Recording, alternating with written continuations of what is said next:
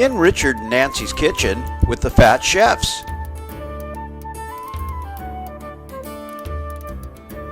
Today we're going to make corned beef and cabbage. First we cut our shallots and celery. Set them in our crock pot. Next, rough cut your carrots into 1-inch pieces. A couple of potatoes, also in 1-inch pieces. You set your corned beef on top of the vegetables, fat side up. Sprinkle your pickling spices over the top of the corned beef and add water to the top. Put on the lid, set it to high, and cook for approximately 4 hours.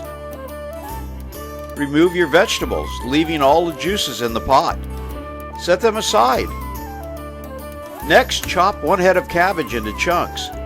Put them in the crock pot and set your corned beef back on top. Lid back on and cook for 1 hour or till the cabbage is tender. Start by cutting the corned beef in 1/4-inch slices. Make sure you cut against the grain. Plate and serve.